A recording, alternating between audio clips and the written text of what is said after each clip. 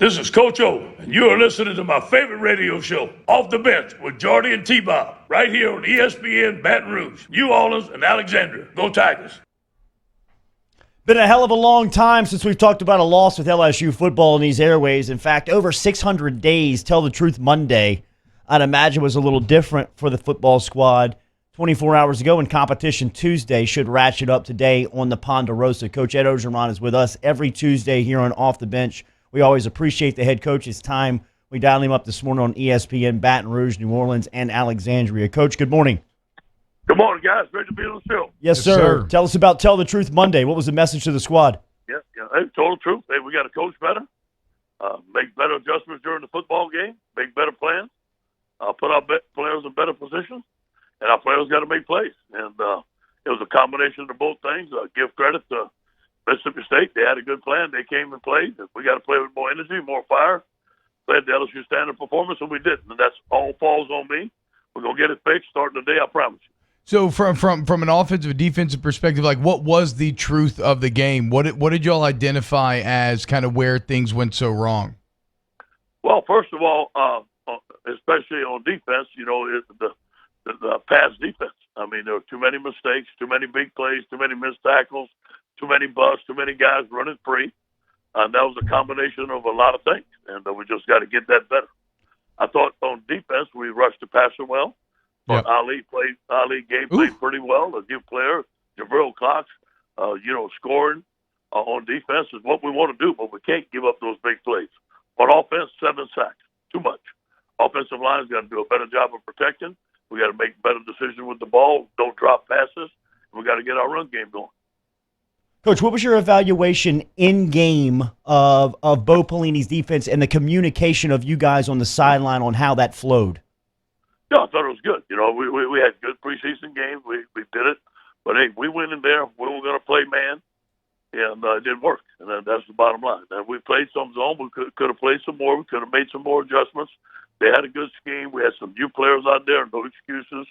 Losing Derek Stingley really hurt us, obviously. Yeah. And then, Jay Ward had a meniscus tear and had a slight operation on his knee and just coming back. And hadn't practiced it also. There were some things there that we were hampered by, but hey, no excuse. We should have played better. Coach, can we get an update on Stingley? We probably should have started there. The best defensive player in college football. You get the news on Friday night. He's going to the hospital. Then Saturday morning, he's bumped out of the lineup. Where is he now? Yeah, first of all, Friday night, the concern was Derek Stingley's health, and he was first. And I'm just glad that he's okay. We were very worried. The team was worried. We found out midday through Saturday that he was going to be fine. So that's the most important thing. We expect him maybe back today, tomorrow, when all the tests are clear, but I'm going to let Jack and those guys tell me that. But I expect him to play this week. He haven't been totally cleared, but I think he's going to play. Coach, like we were talking about, it's been so long since y'all have had one of these Tell the Truth Mondays, but y'all have shown an incredible ability to bounce back in the past. So when you suffer this kind of disappointment, what is the key to getting the team ready for the next week and just flushing it and moving on? Yeah, first of all, we have a 24-hour rule, but look, it's about fixing LSU. It's not about preparing for Vanderbilt, which we are going to prepare for them. But yesterday we had to fix us first, and we still fixing it. We're fixing it early this morning. We're going to fix it today. We just can't let Mississippi State beat us twice. And we got to fix us first. It's always going to be about us. So when we get ourselves better, which we will today, we'll start looking at Vanderbilt. And, as the week goes on, that taste gets out of your mouth, you get hungry, it'll be somebody else. And I know that's going to happen. Head coach of the LSU football program, Ed Orgeron, joining us here, ESPN Baton Rouge, New Orleans, and Alexandria, presented by All-Star Toyota. After going over the film review of your quarterback, Miles Brennan, what did you see? Inconsistency, some good things. The long balls he threw and made some really good throws.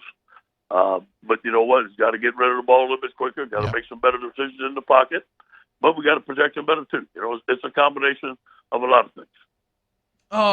As far as the protection goes, sometimes holding on the ball. Sometimes it seems like it was getting beat, but other times it was MAs. What was y'all's view of how the protection issues broke down? Like, was it more mental? Was it more physical? It's a combination. sometimes T-Bob, we got to be one-on-one.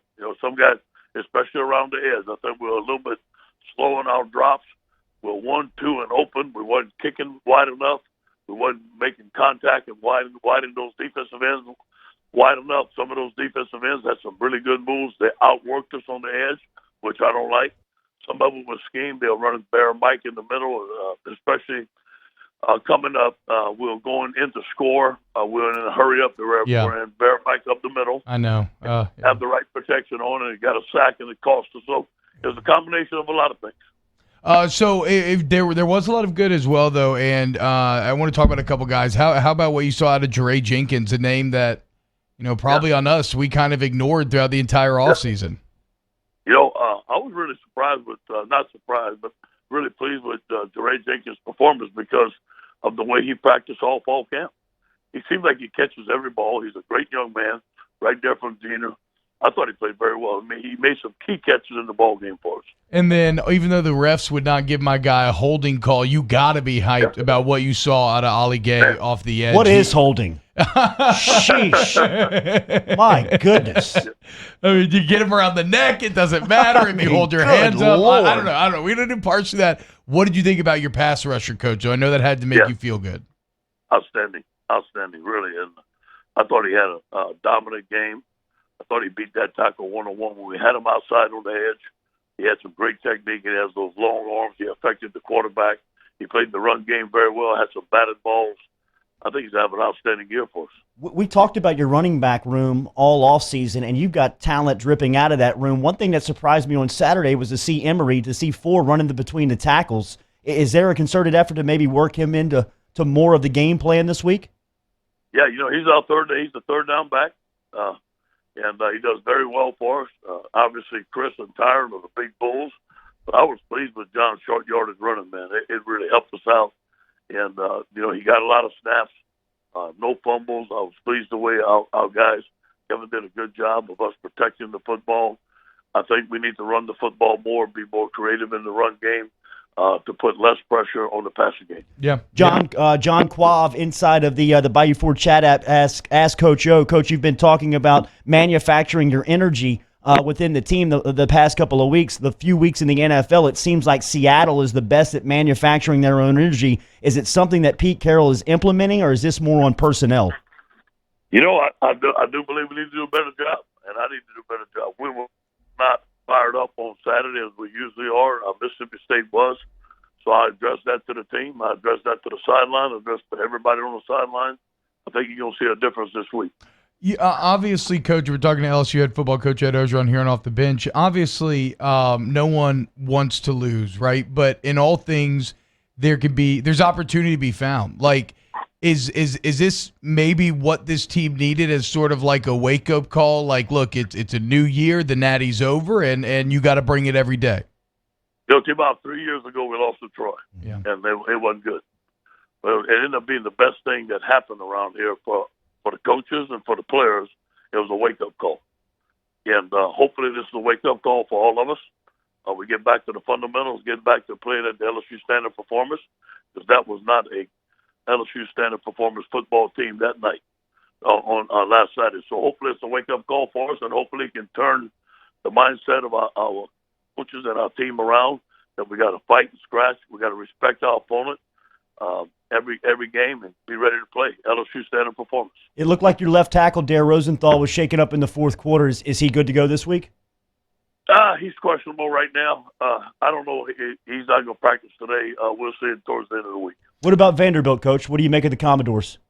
Well, they played good defense. Coach Mason's done a good job. Y'all remember Kenichi's here. He's coaching the defensive line. I thought his defensive line played very well against Texas A&M, only holding them to 17 points. And again, this is going to be a big road game for us. This is going to be big for LSU, fixing LSU, and it's all about the Tigers playing at their best that they can, regardless of our opponent. It is Competition Tuesday on the Ponderosa. LSU head coach Ed Orgeron with us every week. We appreciate it, Coach. All right, man. Go Tigers. Yes, sir. There he is, Coach O, checking in this morning. As a couple of bits of news coming out there, MCL surgery over the past 10 days for Jay Ward. So I really want to highlight that because we've kind of known that, but that's the stuff that you can't really go public with, right? It's not our place to do so.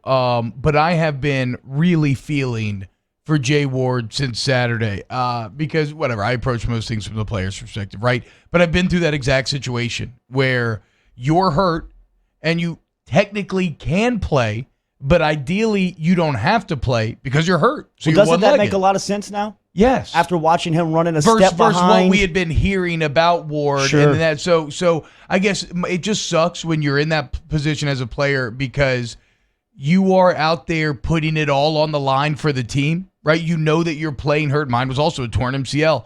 And you look like you're playing terrible. And you look like you're playing terrible, but really you're kind of going above and beyond for the squad, exposing yourself to risk for the team, but nobody knows that. So I'm glad that they did put that out there because Jay Ward deserves a little cushion and a little respect and some time to improve. And look, because whatever. Like I said, I remember a Florida game where I had a torn MCL, wasn't supposed to play. PJ gets hurt, you have to go play the game, and I'm playing one leg, getting tossed around, and it was just a terrible feeling.